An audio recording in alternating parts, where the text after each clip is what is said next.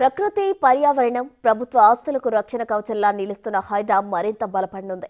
హైదరాబాద్ విపత్తు స్పందన ఆస్తుల పర్యవేక్షణ పరిరక్షణ ఏజెన్సీకి విస్తృత అధికారాలు కల్పిస్తూ ప్రభుత్వం తీసుకొచ్చిన ఆర్డినెన్స్ కు గవర్నర్ జిష్ణుదేవ్ వర్మ ఆమోదం తెలిపారు. దీంతో ఇకపై హైడ్రా చేపట్టబోయే అన్ని కార్యకలాపాలకు చట్టబద్ధత ఉంటుంది.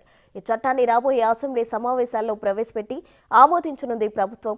అప్పటిదాకా హైడ్రాకు ఈ ఆర్డినెన్స్ రక్షణ కవచంలా ఉండనుంది. ప్రభుత్వం రూపొందించిన ఈ ఆర్డినెన్స్ పై గవర్నర్ పలు సందేహాలు వ్యక్తం చేశారు. గవర్నర్ సందేహాలకు పురపాలక శాఖ ముఖ్య కార్యదర్శి దానకిషోర్ నివృత్తి చేయడంతో ఆమోదముద్ర వేశారు.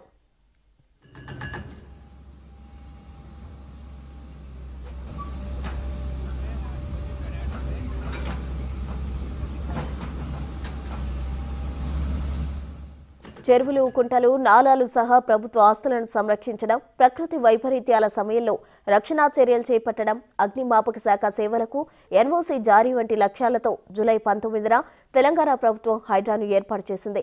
హైదరాబాద్, రంగారెడ్డి, మేడ్చల్, మల్కజ్గిరి జిల్లాల పరిధిలోని ఓఆర్ఆర్ వరకు ఉన్న ప్రాంతాన్ని దీని పరిధిలో చేర్చింది. హైడ్రా ఆధ్వర్యంలో ప్రభుత్వ ఆస్తుల పరిరక్షణ విభాగం, విపత్తు నిర్వహణ విభాగాలు ఇప్పటికే పనిచేస్తున్నాయి. తాజా ఆర్డినెన్స్ తో మరిన్ని కీలకమైన అధికారాలు హైడ్రాకు వర్తించనున్నాయి.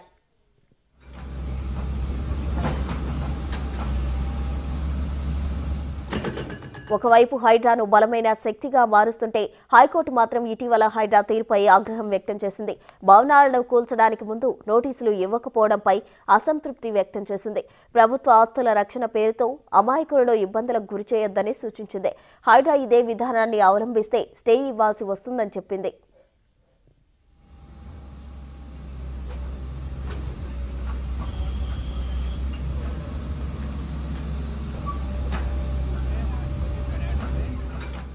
గవర్నర్ ఆమోదించిన ఆర్డినెన్స్ తో హైడ్రాకు హై పవర్స్ రానున్నాయి.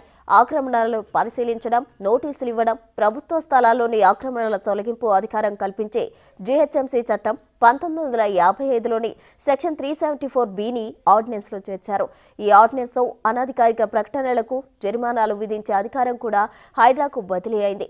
అదేవిధంగా పురపాలక చట్టం 2019 ప్రకారం సంబంధిత కార్పొరేషన్, మున్సిపాలిటీ కమిషనర్కు ఉన్న అధికారాలు హైడ్రాకు ఉంటాయి. బీపాస్ చట్టం 2020 ప్రకారం జోనల్ కమిషనర్ నేతృత్వంలోని జోనల్ టాస్క్ ఫోర్స్, కలెక్టర్ నేతృత్వంలోని జిల్లా టాస్క్ ఫోర్స్ కు ఉన్న అధికారాలు హైడ్రాకు ఇచ్చారు.